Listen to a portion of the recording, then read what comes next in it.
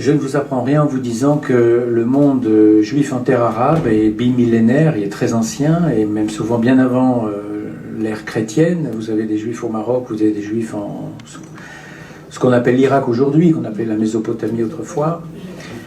Donc il y a des communautés qui ont 2500 ans d'âge dans l'actuel Maroc, l'actuelle Libye ou l'actuel Irak. Or, ces communautés ont disparu en 20 ans, à peu près, entre 1945 et 65, disons 30 ans si on veut pousser très loin la date, 1975, l'après-guerre du Kippour. Ça a été ma première interrogation. Pourquoi une disparition aussi rapide, sans génocide, sans massacre? Et même, ça va vous étonner, sans expulsion, sauf dans le cas égyptien. La deuxième question, c'est le silence de la mémoire collective sur cette question qui est tout de même étonnant. Dans les manuels d'histoire, on n'avait pas un mot là-dessus, pas un mot, pas une ligne. Les historiens sont très peu nombreux à travailler sur le sujet en France, ça se compte sur les doigts d'une main. En 1939, il y a 16 millions de juifs dans le monde.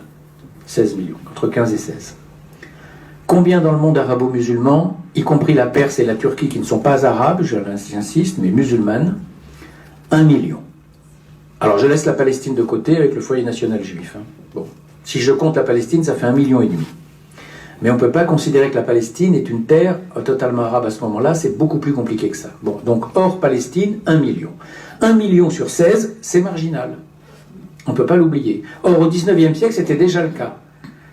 En 1939, on ne peut jamais oublier que 2 juifs sur 3 dans le monde sont européens. Qu'un juif sur 5 dans le monde est polonais. 1 sur 5. Qu'un juif sur 3 en Europe est polonais. Que le cœur du judaïsme et sa force vitale, c'est la Pologne. Ce n'est pas les États-Unis, ils sont plus nombreux aux États-Unis. Mais le cœur intellectuel, sioniste, bundiste, en point de vue littéraire comme au point de vue religieux, c'est la Pologne. Eretz Israël commence à devenir un centre, mais c'est à peine naissant. Bon. Donc c'est une histoire marginale, aussi parce que démographiquement, elle ne pèse pas beaucoup. Bon. Et puis, c'est aussi une histoire écrasée par les Juifs d'Europe. Les Juifs d'Europe sont tellement présents, puissants, européens, donc beaucoup plus développés, plus cultivés, forcément parce qu'ils ont bénéficié de l'avance européenne dans tous les domaines. Donc de l'école européenne et des lumières européennes, ils ont un grand nombre d'intellectuels que n'aura pas le monde oriental. Cette histoire des Juifs d'Orient, elle est écrasée par l'histoire des Juifs d'Europe. A fortiori quand la Shoah arrive. La Shoah est une telle catastrophe que toute l'histoire juive est recouverte par elle. On ne peut plus parler d'histoire juive sans parler immédiatement d'Auschwitz. Ce qui fait que tout le monde a oublié l'histoire juive. Quand on dit histoire juive, les gens répètent Auschwitz. Ah bon, comme si tout commençait avec Auschwitz. Donc ils ont oublié, par exemple, l'expulsion d'Espagne. Ils ont oublié Shabbatai Tzvi. Ils ont oublié les débuts du sionisme. Pourquoi le sionisme naît en Russie et pourquoi Herzl n'est pas le fondateur du sionisme? Mais le fondateur du sionisme, c'est le mouvement des Amants de Sion, Pinsker et les autres. Et pourquoi spécialement en Russie? Pourquoi pas en Allemagne? Alors que tout le monde sait que la langue du sionisme, c'est l'allemand. C'est pas le russe, c'est pas le yiddish, c'est l'allemand. Or, le sionisme n'est pas né en Allemagne. Il est né en Russie. Alors pourquoi? Bon, bref, je n'ai pas le temps de développer tout ça. On a oublié toute cette histoire, et non seulement en Europe, on a oublié l'histoire des Juifs d'Europe bien avant 1939, alors a fortiori pour les Juifs d'Orient, la Shoah elle a un tel poids qu'elle a masqué tout le reste. Moi, quand j'ai commencé le travail dans les années 2005 à peu près, je suis parti dans l'idée qu'on avait affaire à des Juifs arabes. Je disais des Juifs arabes. Et finalement, à la fin de mon travail, non. Je me suis dit, ce sont des Juifs de culture arabe, et pas des Juifs arabes. Des Juifs du monde arabe. De culture arabe, pas des Juifs arabes. Pourquoi? Précisément parce que le nationalisme arabe les a empêchés d'être des Juifs arabes. Le nationalisme arabe, pour des raisons complexes, est fermé au XXe siècle, et il s'est bâti de plus en plus sur une conception ethnique de la nation, donc une conception basée sur la filiation, sur la race et sur le sang, mais pas sur la culture. Autrement dit, je suis arabe par mon père, par mes descendants, depuis toujours, ou je ne le suis pas, et si je ne le suis pas, je ne le deviendrai jamais. C'est le contraire de la conception française de la nation, qui est une conception culturelle, enfin occidentale en général, où je suis noir, ou jaune, ou musulman, ou juif, ou peu importe, etc. Je peux devenir français si je me reconnais dans la nation française, si je fais mienne son histoire, sa langue, sa culture, son passé, son avenir. Bref, si je respecte la nation française et si je la considère comme mienne, je suis français. Eh bien, dans le monde arabe, pour des raisons très complexes, ça n'a pas été le cas. Ça a failli l'être. Avec le wafd égyptien, ça ne l'a pas été. Et du coup, les Juifs, qui sont là depuis toujours, et bien avant la conquête arabe et la conquête musulmane, se sont retrouvés exclus de la nation arabe. Et du coup, Si les juifs ne sont pas des juifs arabes, ça n'est pas de leur faute. Eux, ils auraient bien voulu l'être, comme l'a dit Albert Memmi. C'est que le monde arabe n'a pas voulu d'eux, et il en a fait des étrangers dans leur propre pays. Et donc au moment des indépendances, quand bien même certains d'entre eux avaient appuyé le combat pour l'indépendance tunisienne, ou marocaine, ou irakienne, ou même algérienne, il y en a eu, ils se sont sentis dépossédés, exclus. Ils ne sont pas partis tout de suite, mais à la longue, ils sont tous partis. Tous, sans exception. Ce qui m'a frappé, c'est la dégradation de la condition juive en terre arabe dans la deuxième moitié du 19e. Il y avait une raison. La colonisation a été un choc pour le monde arabe, et du coup, le monde arabe s'est retourné contre la minorité juive, à qui il a fait payer le prix de la colonisation. Et du coup, à cause de la colonisation, le monde arabe s'est un peu plus fermé sur lui-même. Et du coup, c'est quelque chose qu'on retrouve dans toute l'histoire du monde arabe. Quand le monde arabe est en position d'expansion, il est beaucoup moins violent et agressif à l'égard de ses minorités. Quand il est en position défensive et qu'il se sent agressé, il devient impitoyable à l'endroit de ses minorités. Ce qui explique qu'entre le 7e et le 12e siècle, le monde arabe en pleine expansion vit une paix relative avec les communautés juives et même chrétiennes, qu'à partir du 12e siècle, avec les croisades, et au XIIIe siècle, les Mongols, les grandes invasions mongoles, et ensuite une lutte permanente avec la rive nord de la Méditerranée et la supériorité des Occidentaux. Je rappelle la bataille de Lépante en 1571, où les Turcs sont battus par les chrétiens. Eh bien, le monde arabo-musulman, en position constamment défensive jusqu'au XIXe siècle, où là il est complètement envahi par les colonisateurs, va se crisper, se fermer sur lui-même, et cette fermeture cette crispation va entraîner un rejet des minorités, a fortiori de la minorité juive pour deux raisons. Un, c'est une minorité sans protection. Il n'y a pas d'État juif derrière pour l'aider, il y a des États chrétiens pour aider les chrétiens d'Orient, pas d'État juif. Donc les dhimmis, ce qu'on appelle le dhimmi juif, le protégé juif, est plus soumis que tous les soumis. Alors là, c'est le moment quand même de dire un mot du statut du dhimmi. Le statut du dhimmi est un statut codifié par l'islam, c'est pas un fantasme, c'est une réalité. Il est codifié par le pacte d'Omar au 7e siècle. Ce statut du dhimmi est un progrès par rapport au statut des Byzantins, donc d'avant la conquête musulmane. Et les Juifs ont vécu ça comme une libération, et ça l'était. Indéniable. Et pendant plusieurs siècles, on ne peut pas parler d'un véritable âge noir entre Juifs et musulmans, c'est faux. À partir du XIIe siècle, ça se dégrade. Et le statut du dhimmi, qui est un statut de protégé, en clair, les religions du livre peuvent vivre à l'ombre de l'islam, à la condition de payer des impôts supplémentaires, et de respecter certaines clauses, qui sont d'ailleurs très strictes. Ce statut du dhimmi est plus ou moins appliqué. Parfois très durement, parfois plus souplement, parfois tombant désuétude, parfois il est remis en vigueur. Selon les périodes et selon les lieux surtout, il est plus ou moins sévère. Par exemple, en Égypte, il est relativement atténué. Au Maroc, en Perse, au Yémen, il est impitoyable.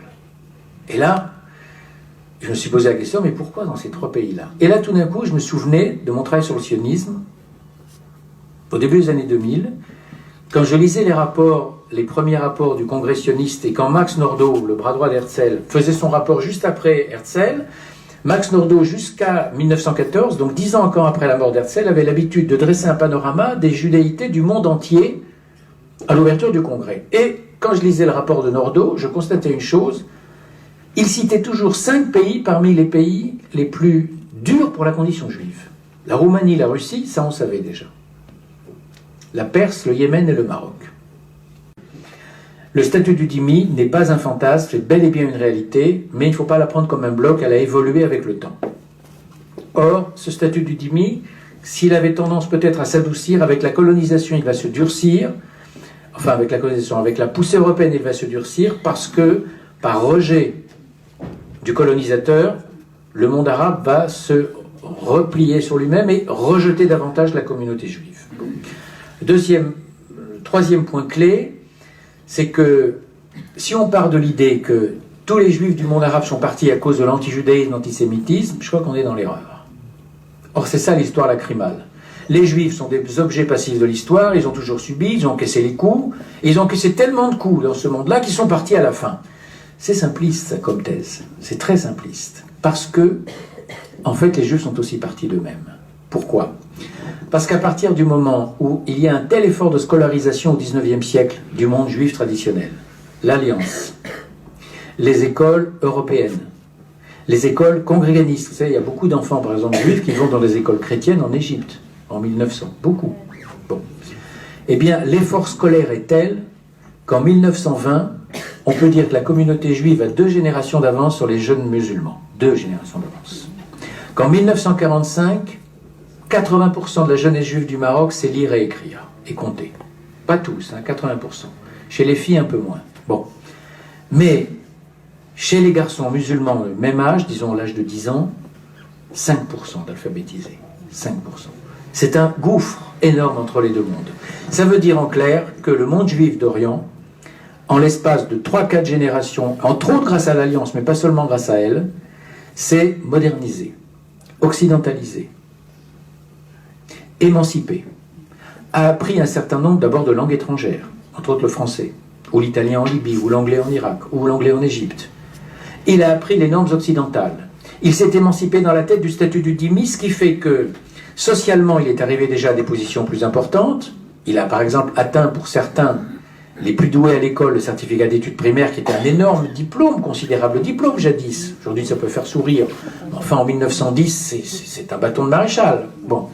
Mais certains d'entre eux vont même aller plus loin. Une petite élite, par exemple en Égypte ou par exemple en Irak, plus qu'au Maghreb, va carrément franchir les portes du baccalauréat et de l'université. Et dans les années 30, on a déjà des médecins juifs en Irak, des ingénieurs, des techniciens, des professeurs, des architectes, et même une femme médecin juive en Irak, bien avant 1945. Une femme avocate, c'est dire l'avance de la communauté. Bon. Donc, en clair, ces communautés qui sont de plus en plus émancipées dans la tête, comment peuvent-elles ressentir le statut du dhimmi, qui est un statut de sujétion permanent, qui consiste à dire aux Juifs, tant que vous acceptez votre statut de sujétion, vous pouvez vivre parmi nous.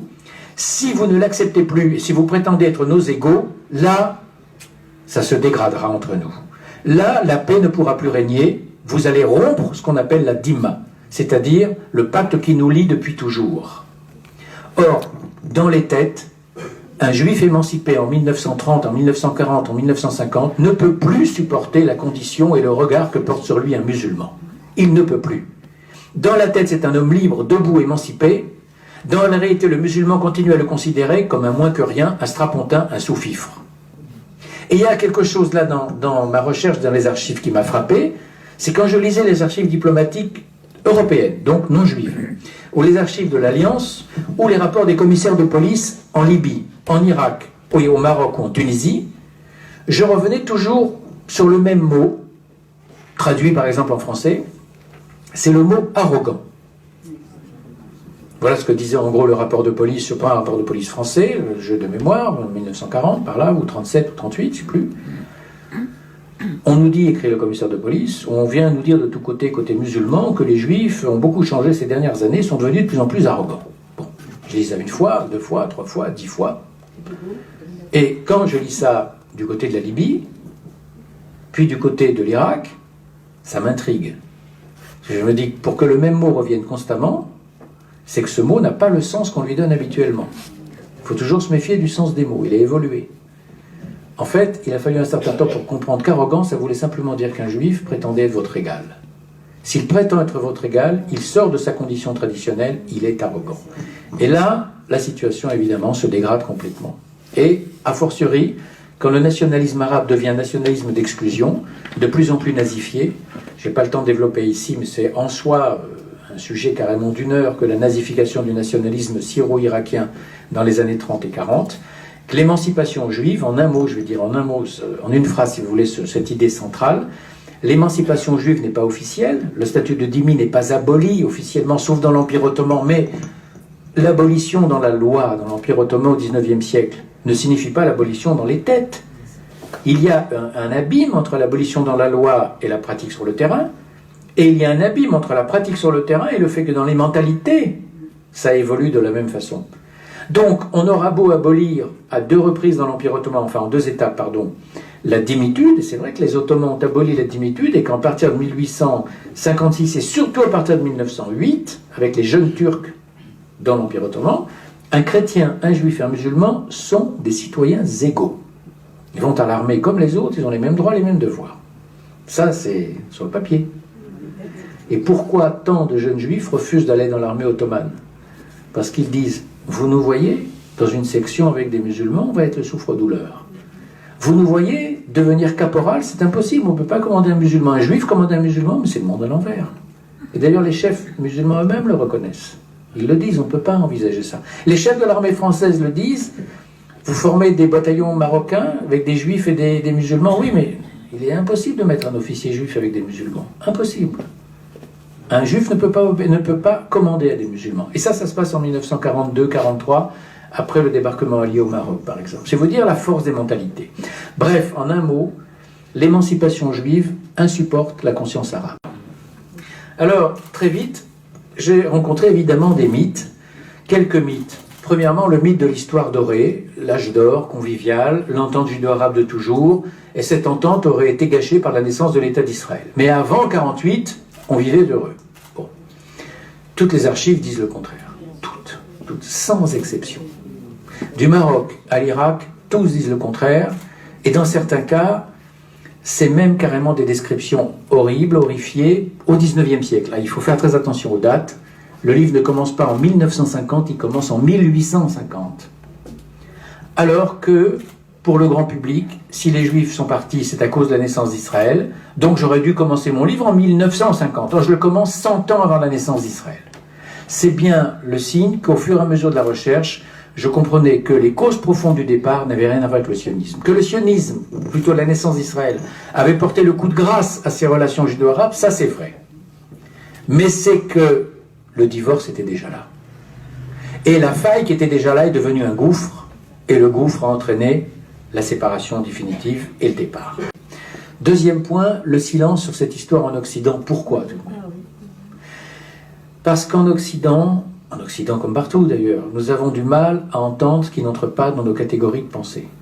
Nous n'entendons que ce à quoi nous sommes prêts, que ce à quoi nous sommes prêts à entendre, que ce à quoi nous sommes habitués. Quand quelque chose n'entre pas dans nos schémas de pensée, nous ne l'entendons pas. En fait, nous ne comprenons que ce que nous avons déjà compris.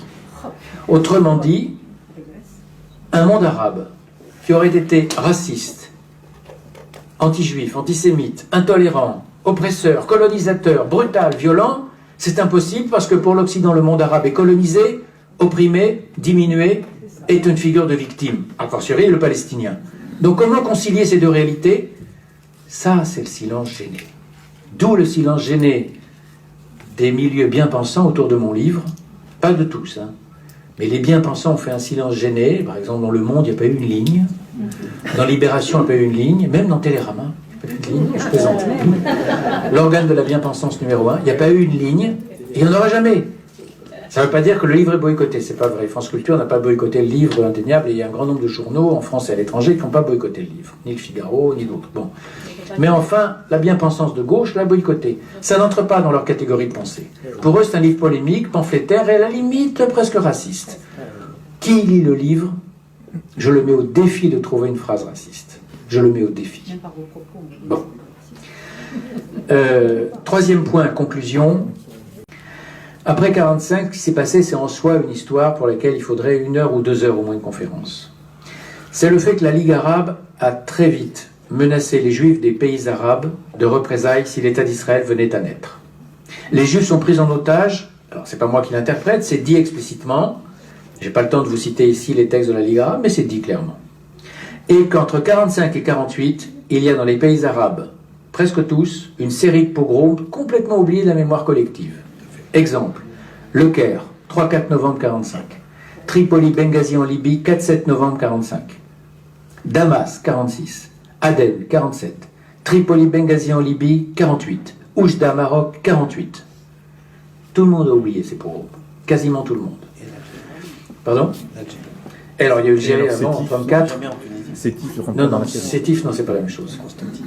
Constantine, c'est 1934, c'est donc avant. Là, je parle d'après 1945, si vous voulez. Bon. Très vite, le mouvement sioniste est conscient que les Juifs du monde arabe sont en danger. Il envoie des émissaires, il forme à l'autodéfense, il encadre l'émigration juive, mais il ne déracine personne.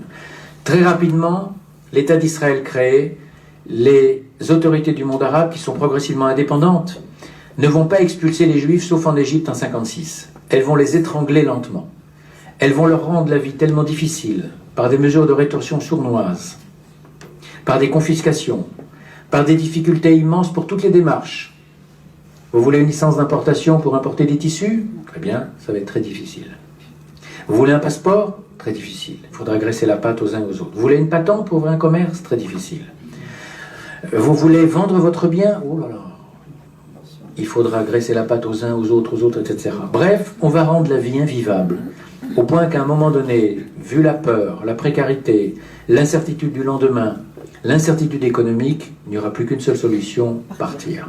Partir et brader les biens, et encore brader les biens au mieux, parce qu'il y a eu pire. Et il y a eu dans le cas de l'Irak une spoliation qui est un véritable racket, un vol pur et simple, au bas mot de 200 millions de dollars en une nuit. 2 mars 1951. C'est très simple.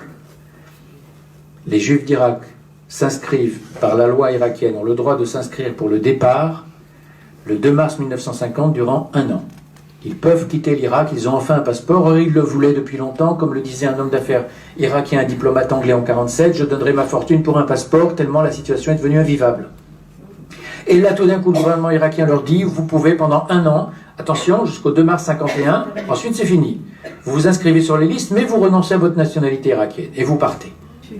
Et vous partez, en fait, c'est pour Israël, parce qu'Israël est le seul pays pour l'instant à les vouloir. Ça ne veut pas dire qu'ils sont sionistes, mais Israël est le seul pays à les vouloir. Sauf qu'Israël ne peut pas les intégrer tout de suite, parce qu'Israël est aux prises avec l'allié des Juifs roumains, des Juifs polonais rescapés de la Shoah, etc. Donc Israël est débordé par l'afflux d'immigrants. Bon, c'est pas ça le sujet. Le sujet, c'est que les Irakiens pensent que 10 000 vont s'inscrire. Ils sont 130 000.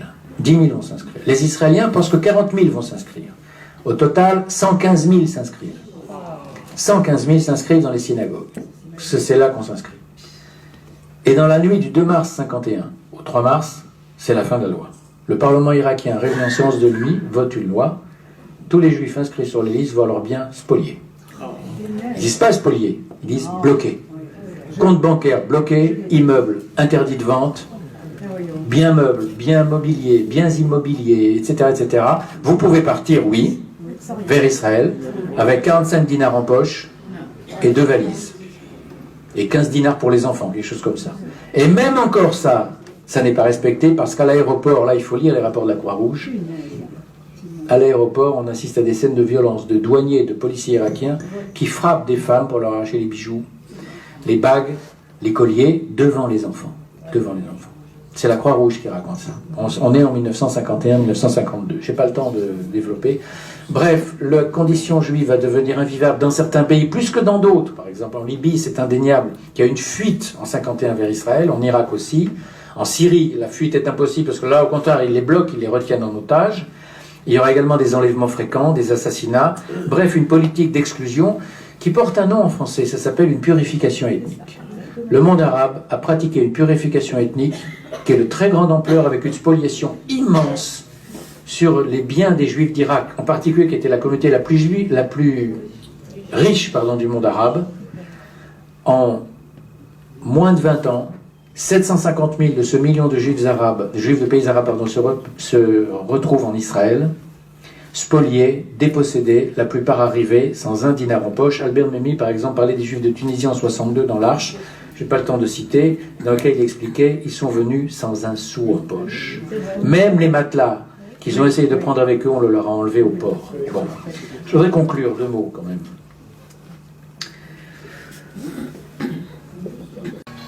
Et puis enfin, 4e et dernier point, c'est un livre qui s'adresse aussi aux intellectuels arabes pour leur dire, voilà, moi j'ai écrit ce livre. Mes intellectuels arabes, vous, c'est à vous de l'écrire demain. C'est votre passé. Les intellectuels allemands écrivent leur histoire, les intellectuels polonais aussi. Eh bien, vous prenez en main cette histoire. Il faut reconquérir l'histoire des Juifs de votre monde, que vous avez dépossédé et exclu. Reconnaissez ce passé, écrivez ce passé, et là, vous aurez fait un grand pas vers les Lumières et la modernité, avec l'émancipation des femmes. Voilà, merci. Bravo. Bravo.